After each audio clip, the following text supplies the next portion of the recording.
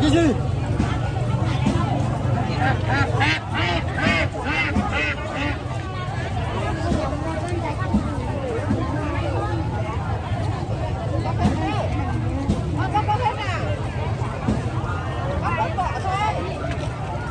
Đây này mà sao chồng cái chồng mong một đây giả rau non rau rùa rồi trong này bún đu và giữa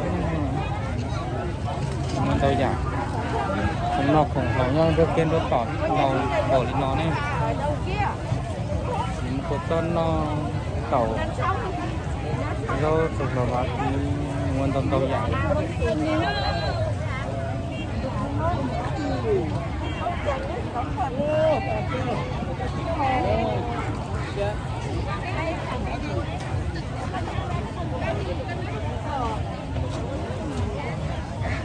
chụp khá non to này nhá.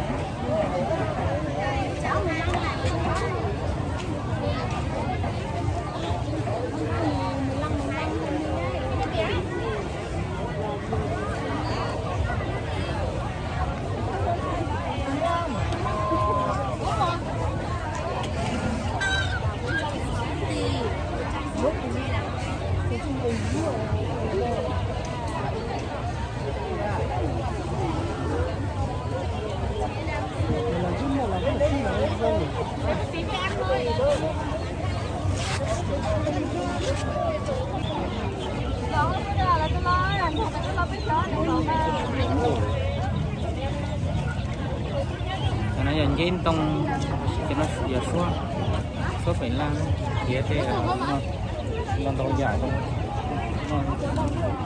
cái này giờ rốt dẻo đây từ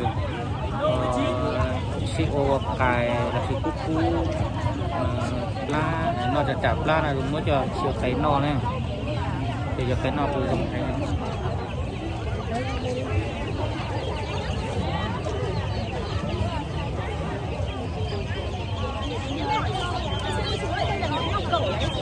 nấm ngọc cẩu này, bổ thận bổ dương can cường sinh miền Nam này, 1 kg nấm ngọc cẩu.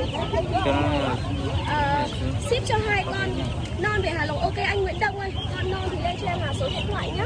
Lợn thì tầm 15 cân đổ về thì là 150.000 đồng một cân, và những con là trên 30 cân, trên 20 cân thì là 130.000 đồng một kg nhé. Em chị ơi, đây là nấm ngọc cẩu đấy chị ạ. Bổ thận bổ dương tăng cường sinh miền Nam là xịn sò luôn. Đây là ngọc cẩu này em sẽ hỗ trợ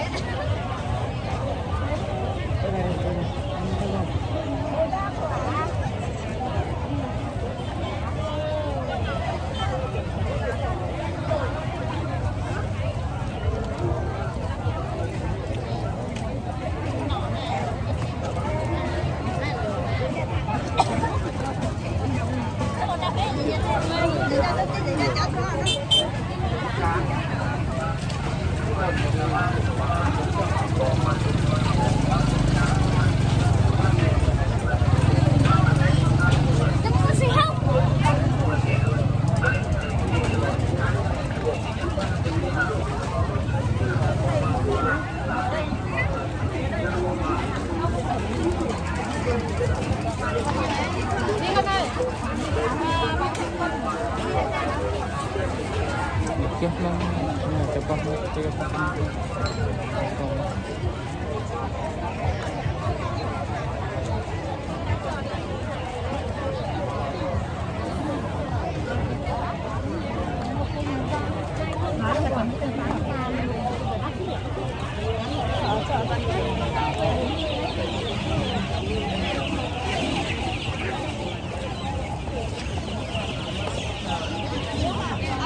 Nhà cái tỉnh xa là của hả?